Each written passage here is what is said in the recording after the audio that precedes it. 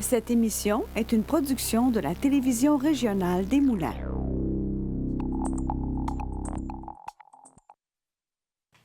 Aujourd'hui, au bulletin. La Société Patrimoine et Histoire Terrebonne célèbre ses 50 ans. Le festival Pop ton été est de retour à Terrebonne pour la saison estivale. Et la délégation lanaudoise se prépare pour les Jeux du Québec d'été. Je suis Charles Lantier et bienvenue à votre bulletin d'actualité régionale.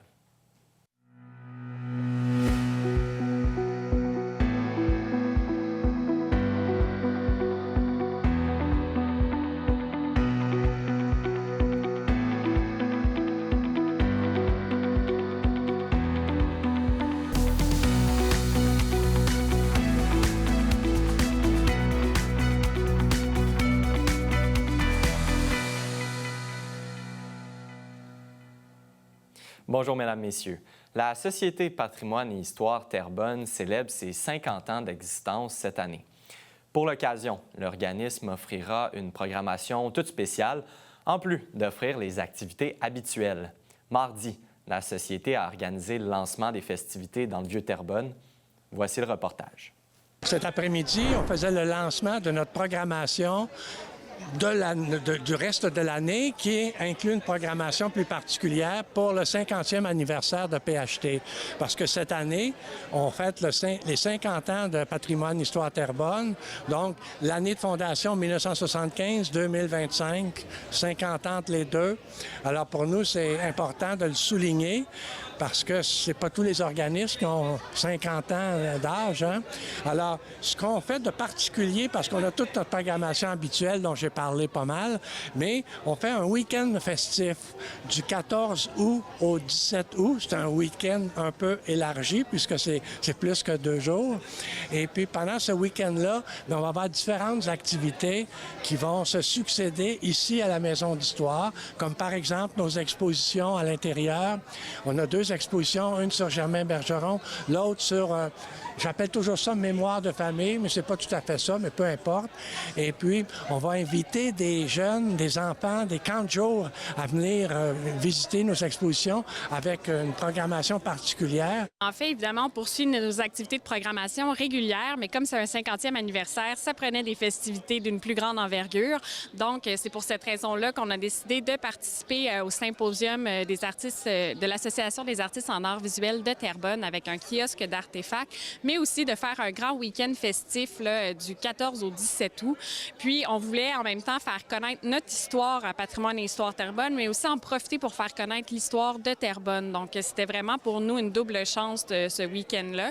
Puis, on voulait avoir des activités aussi qui s'intéressaient à des publics différents. Puis, il y a des gens qui aimaient des activités variées. Donc, si on est plus amateur de théâtre historique, ciné plein air, bien, on vient à cette journée-là. Si on est plus du genre kiosque, musée d'un jour, on vient au dimanche.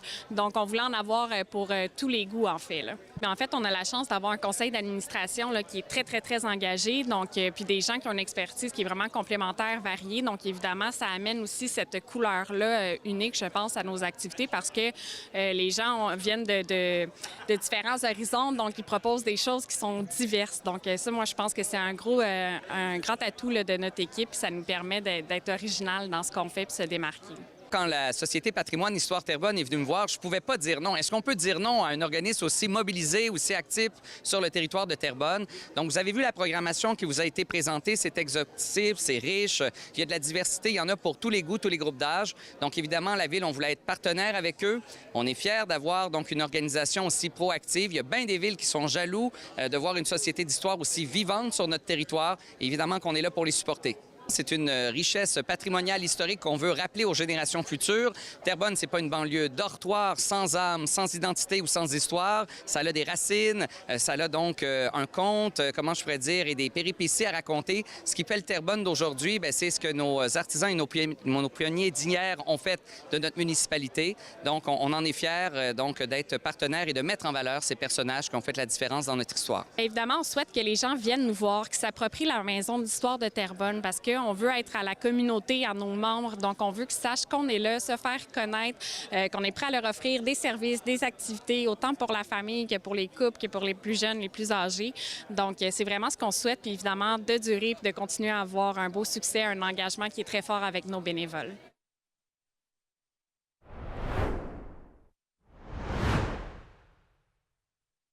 chaque semaine, j'aurai l'opportunité de m'entretenir avec des entrepreneurs qui possèdent tous des parcours différents.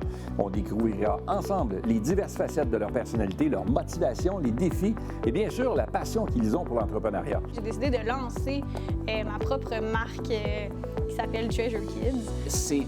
Toutes mes mauvaises décisions m'ont enseigné quelque chose de fondamental pour m'aider à devenir un meilleur entrepreneur.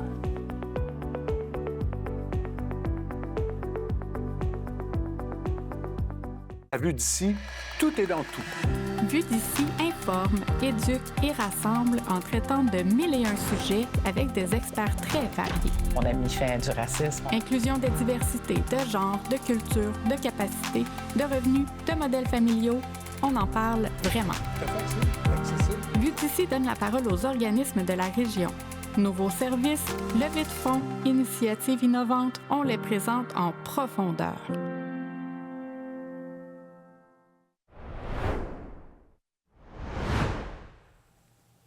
Le festival Pop ton été est de retour cette année à Terrebonne et pour en parler et parler de la programmation, je reçois le conseiller municipal André Fontaine, qui est aussi président de la Commission de la culture et du patrimoine. Bonjour, M. Fontaine. Bonjour, Charles. D'abord, j'aimerais qu'on parle de la 9e édition déjà de Pop ton été. Ben oui, écoutez, effectivement, c'est la 9e édition. C'est un festival qui a vraiment évolué depuis 9 ans, dans le bon sens, je dirais.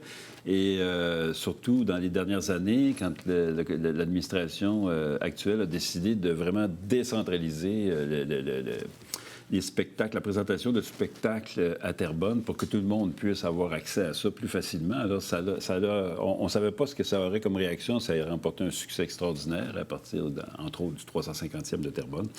Alors, c'est comme ça que ça a évolué. Puis c'est devenu, comme ça, le plus grand festival musical gratuit de la Rive-Nord de Montréal. Alors, c'est intéressant. Par contre, cette année, ça commence bientôt. Ça commence même ce soir. Là, on est jeudi. Là. Alors, c'est ce soir la première série de spectacles parce que ce sont des séries de spectacles qui sont présentés dans ces différents lieux. On a, par exemple, comme ce soir et demain, on a le spectacle Hommage à Elton John.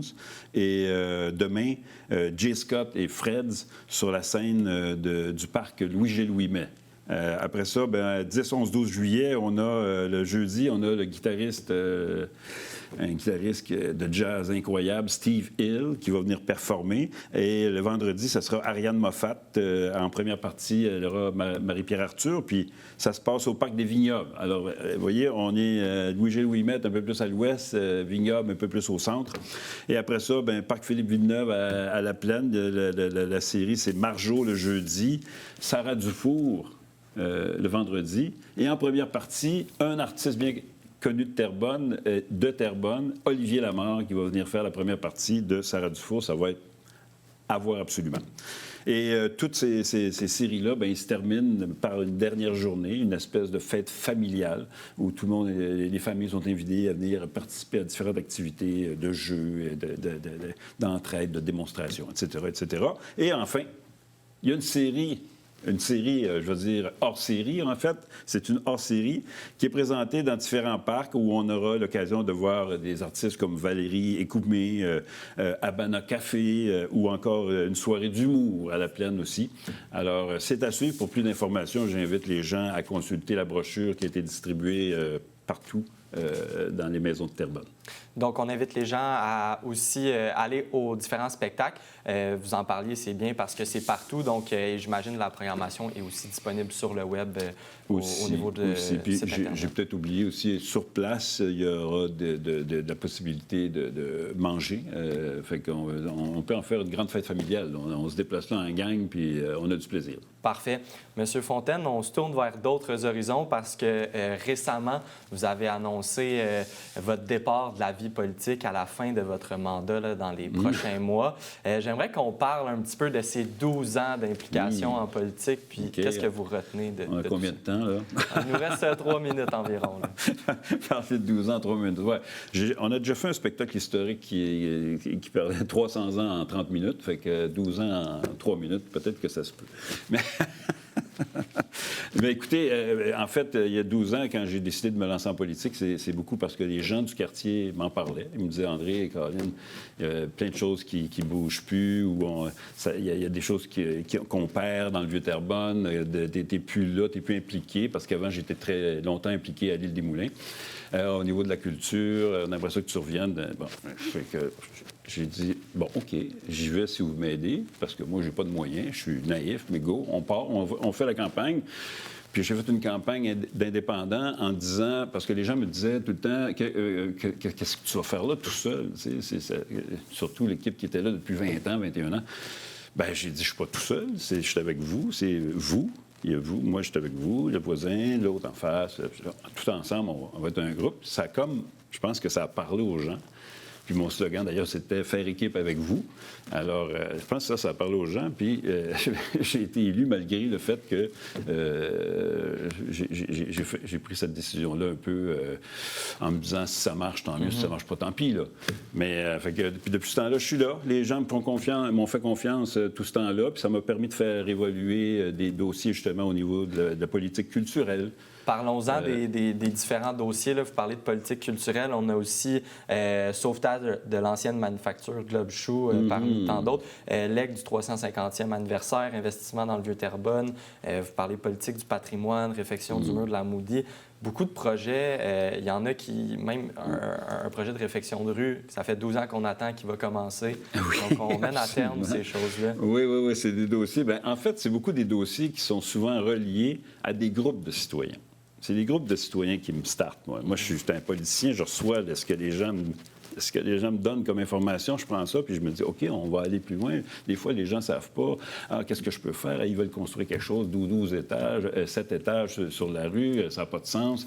Qu'est-ce qu'on peut faire, André? Bien là, je leur dis, oui, on peut faire telle action, mais il faut mobiliser les gens. Fait que les gens se mobilisent sur des dossiers, sur des projets, puis ça fait avancer les choses.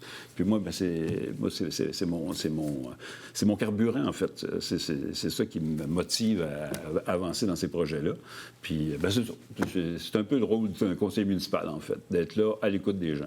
Parfait. En terminant, il ne nous reste pas beaucoup de temps, mais j'aimerais ça savoir un petit peu. Je sais que vous ne comptez pas partir trop loin de la politique, là, rester impliqué dans d'autres sphères, mais quelle empreinte vous souhaitez laisser ou quelle est votre vision de la suite des choses? Aïe, ça c'est bon. Mais en fait, une bonne relève, moi je regarde les gens qui sont là. Moi j'ai fait trois équipes. La dernière équipe, là, les gens que j'ai vus là, vraiment, j'ai senti que c'était des gens très dédiés. Je ne sais pas les autres, peut-être qu'ils l'étaient aussi, mais je le sentais moins. Ceux-là, je le sens vraiment, je les entends. Et moi, j'ai confiance à ça. J'ai confiance aussi à ce qui s'en vient. Là. Moi, je m'envoie Yvonne Morano qui s'en vient, on le connaît un peu. Ça va être extraordinaire, je suis certain. J'ai confiance à l'avenir. Parfait. Merci beaucoup, M. Fontaine. Et on va surveiller aussi cette campagne électorale-là qui s'en vient oui. Au mois d'octobre et tout ça. Donc, merci beaucoup de votre passage en studio. Ça fait plaisir.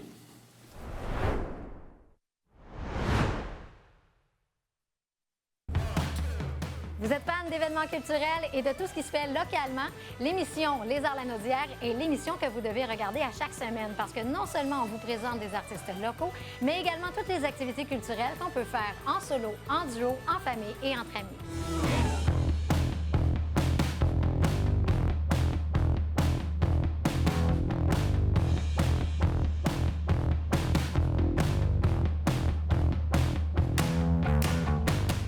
Rendez-vous sur le site de tvrm.ca. Consultez votre programmation, vos émissions et l'actualité dans l'Anaudière. Si vous désirez revoir ou si vous avez manqué un épisode, n'ayez crainte, toutes vos émissions se retrouvent sur votre site Internet. Devenez membre de TVRM, c'est contribuer au développement de sa mission et de sa communauté. Ne manquez pas votre bulletin en direct le mardi et le jeudi midi pour être informé de tout ce qui se passe dans votre région et plein d'autres émissions sur votre communauté. La télévision régionale des Moulins, pour voir et être vue. Bonjour, je m'appelle Jeanne. Je porte une jambe artificielle tous les jours pour marcher et courir. L'Association des amputés de guerre me donne les prothèses dont j'ai besoin pour faire du basketball, du soccer et de la randonnée en famille. Je peux faire tout ce que j'aime grâce à votre générosité. Quand vous donnez aux amputés de guerre, vous aidez les enfants comme moi. Merci. Du nouveau à TVRM. Regardez toute la programmation en continu sur tvrm.ca/en direct.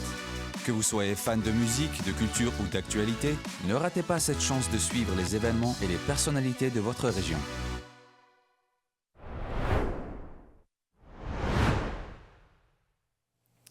Du côté sportif, c'est le week-end dernier qu'avait lieu le triathlon de Joliette.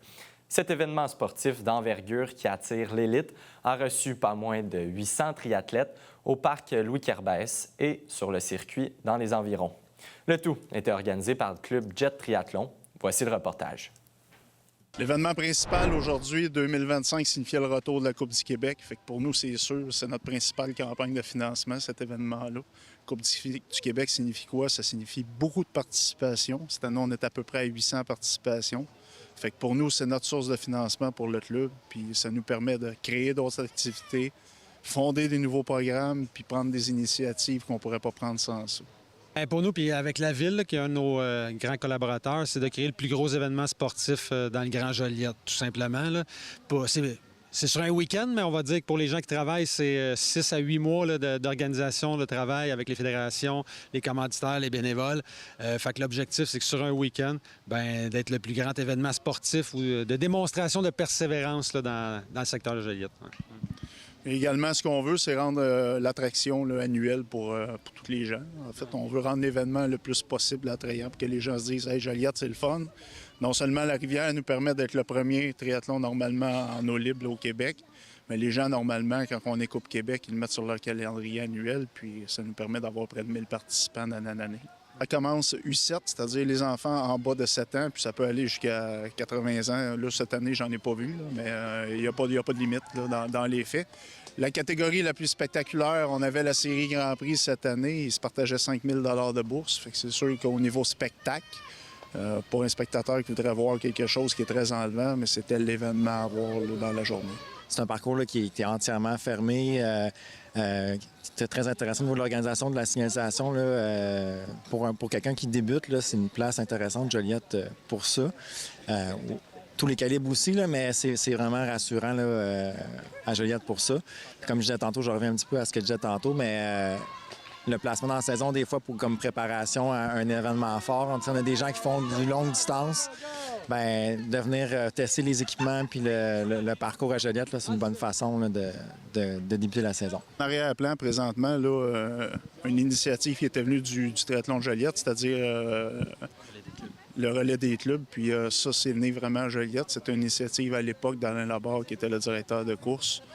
Ça, c'est fait pour créer de la chimie à l'intérieur même des clubs, challenger les clubs, puis avoir un certain esprit d'équipe là, à l'intérieur de chacun des clubs. Pour moi, c'est la 3e année que je viens à Joliette pour le triathlon. Puis c'est ma course préférée de l'année pour vrai, là, comme le relais des clubs en général.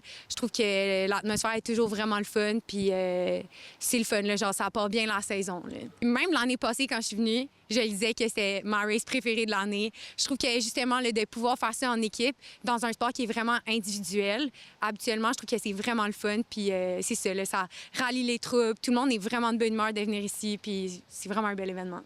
J'ai participé au triathlon sprint ce matin. Bien content de ma performance. J'ai battu mon temps de l'an dernier, fait que c'est le fun. Puis là, cet après-midi, j'ai fait le relais des clubs avec des gens de mon école, l'ETS. Puis on a tout donné, puis on va voir ce que ça donne. Là. Je me prépare pour un demi-Ironman. Fait que, tu sais, un triathlon sprint, c'est parfait pour comme se mettre dans le bain. Puis tu sais, en début de saison comme ça, c'est le fun parce que là, j'ai quand même une bonne idée de quelle performance je vais pouvoir faire à mon demi-Ironman. C'est vraiment très intéressant, puis ils font vraiment une bonne job de l'organisation. Nous, on a déjà organisé un aquathlon, puis on sait comment c'est difficile. Puis ici, c'est très bien organisé, puis on a toujours du fun. J'ai préféré faire le relais des clubs au départ parce que c'est un format vraiment très, très court. Puis comme j'avais quelques appréhensions pour mon premier triathlon, c'était le bon moyen de commencer en équipe et en même temps sur un format très court. Donc c'était vraiment le format parfait pour moi pour débuter. En tout cas, j'avais encore des questionnements sur si j'allais faire d'autres événements, mais en tout cas, celui de Joliette, c'était vraiment un premier événement pour lancer, je dirais, les triathlons et puis le faire en groupe comme ça, en équipe, c'était vraiment un moyen de rassembler tout le monde et puis de commencer de manière positive et de rassembler tout le monde autour du sport, finalement. Donc, c'était vraiment super. L'idée, c'est de revenir à 1000 participants dans d'ici 5 ans, là, facilement, puis d'aller dans un événement d'envergure internationale. Simon pourrait peut-être plus parler à ce niveau-là, mais c'est ce qu'on souhaite. Grossir l'événement, mais toujours sur le même week-end, là, évidemment. Ouais. Quand on parle d'événement international, en fait, on est déjà en pourparlers avec la Fédération de Triathlon Canada. Ce qu'on veut, c'est un événement PATCO, c'est la série panaméricaine. On veut offrir à Joliette l'opportunité à tous nos athlètes locaux élites de pouvoir rivaliser avec les meilleurs du continent nord-américain. Puis on travaille fort avec la ville de Joliette. C'est sûr, si jamais c'est ça qu'on veut, mais c'est bien qu'on passe, et qu'on ait de la visibilité, parce que ça va coûter beaucoup de sous. Fait que c'est sûr, sans les partenaires, on ne peut pas faire des événements majeurs, surtout pas dans une petite ville comme Joliette. Mais la ville est derrière nous. Jusqu'à date, les partenaires financiers sont derrière nous. Nos bénévoles, ça fait 15 ans qu'ils sont derrière nous. Puis on a un comité organisateur qui est très fort puis qui est de plus en plus à l'écoute de son propre comité. C'est-à-dire quand on a des revendications de l'intérieur, on est là pour s'améliorer. Je pense qu'on est en bonne voie pour avoir une coupe continentale de triathlon.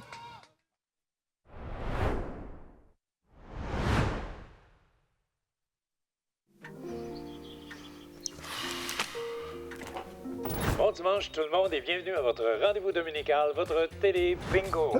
Bingo!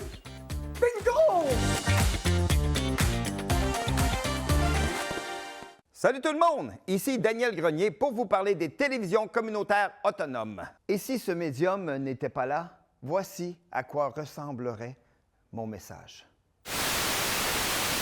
Ça aurait pu être beaucoup plus triste si j'avais rajouté cette petite chanson triste. Mais bon, là n'est pas le point. Diversité de contenu, gestion indépendante locale, sans oublier une participation active à la communauté. Ensemble, encourageons les télévisions communautaires autonomes. J'ose ma télé communautaire.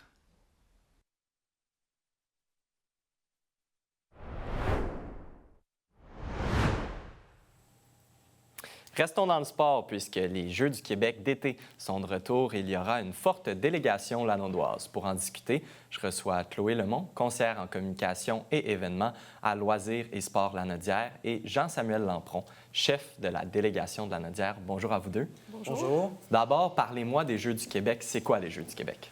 Alors, les Jeux du Québec, c'est un événement d'envergure qu'il y a au Québec depuis plusieurs années. Donc, toutes les régions de la province envoient une délégation de plusieurs athlètes pour faire des sports. Alors, il y a les Jeux d'été et les Jeux d'hiver. Et cette année, on a les Jeux d'été à Trois-Rivières, où on va avoir une délégation de chaque région. On va avoir la délégation de la région de Lanaudière. Alors, de plusieurs athlètes qui vont nous représenter et faire différents sports à cet événement. Et Jean-Samuel, vous êtes chef de mission, c'est ça? Oui. Chef de la délégation, en fait. Parlez-moi un peu de votre point de vue. Qu'est-ce que ça permet aux jeunes? J'imagine que ça permet vraiment de pratiquer leur sport à un niveau d'élite puis de voir les autres régions aussi. C'est ça. C'est un événement pour donner l'occasion aux jeunes d'avoir un événement de haut niveau et aussi un événement où ils puissent vivre comme un peu les mini-jeux olympiques, un peu, dans le sens qu'il va y avoir un côté cérémonie d'ouverture, cérémonie de clôture. Ils ont l'opportunité aussi de voir les autres athlètes des autres sports également, des autres délégations, de leur propre région aussi, et aussi des activités. Alors, il va y avoir un village des athlètes où tout le monde peut aller se rencontrer, jouer, des activités en soirée, et aussi de vraiment vivre cette expérience-là, de représenter ta région dans un niveau élevé de ton sport. Donc, on rappelle que c'est quand même 12-17 ans, là, donc c'est vraiment les jeunes de la région. Là. Et à quoi ça va ressembler au niveau de la délégation lanaudoise? Cette année, les finales régionales ont encore lieu. Alors, on n'a pas les chiffres exacts, mais on va être représenté dans tous les sports. Alors, on est fiers de savoir qu'on va être représenté dans tous les sports, mais on va être présent en plusieurs... Dans le passé, on a bien fait dans le triathlon, un volleyball féminin, intérieur et de plage. Mais cette année, on espère de continuer à bien représenter notre région aux Jeux. Il y a combien de sports environ qui sont présents dans ces Jeux? L'an passé, on était répartis dans 15 disciplines sportives. Là, cette année, c'est sûr qu'avec les sports plus optionnels, dans le fond, il y a des sports qui sont présents d'autres optionnels.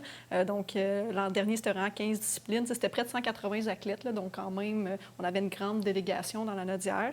Puis, tu sais, juste pour faire du pouce aussi sur nos résultats l'an dernier, on a eu notre première médaille aussi en cyclisme sur route depuis 10 ans.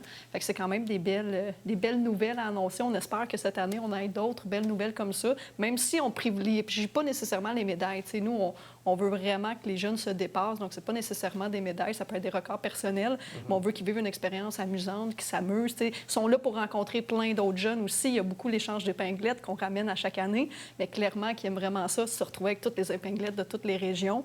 Donc, c'est ça. Pour les sports, là, c'est vraiment réparti à peu près en 15 disciplines sportives là, pour cette année aussi. Là. Et du côté de l'organisation, je crois que c'est important pour vous d'avoir des bénévoles pour que cet événement-là soit vraiment réussi. Là.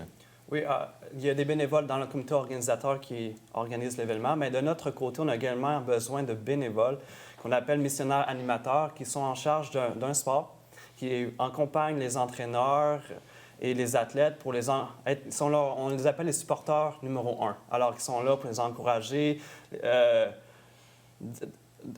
partager les informations pour le transport, partager les informations quand est-ce qu'il faut les manger. Alors, ils sont vraiment là pour aider, accompagner et un supporter numéro 1. Ce sont aux premières loges là, de la nouvelle génération d'athlètes. Là. Et si les gens sont intéressés par ce poste-là, ils veulent s'impliquer, comment ça fonctionne? Bien, un des événements, la semaine prochaine, on a la finale régionale de vélo de montagne ici à Terrebonne, à JPAT.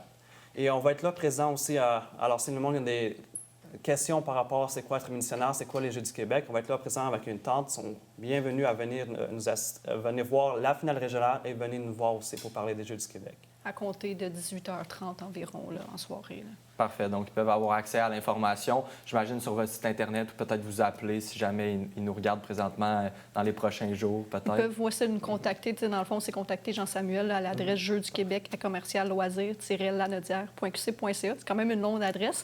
Sinon, on a notre page Facebook aussi là, au niveau de la délégation. Fait que c'est vraiment Jeux du Québec Lanaudière. Donc, il faut vraiment retrouver Lanaudière, sinon on se retrouve sur la page provinciale.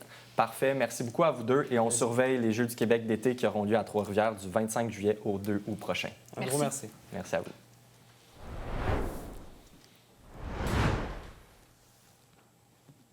C'est ce qui conclut votre bulletin d'actualité régionale au nom de toute l'équipe. Merci d'avoir été des nôtres. On se retrouve mardi prochain. D'ici là, vous pouvez consulter le site Internet de TVRM ou encore notre chaîne YouTube afin de voir ou revoir nos émissions. Restez à l'antenne puisque c'est Fibre qui suit, animé par Pierre Berthiaume. À bientôt.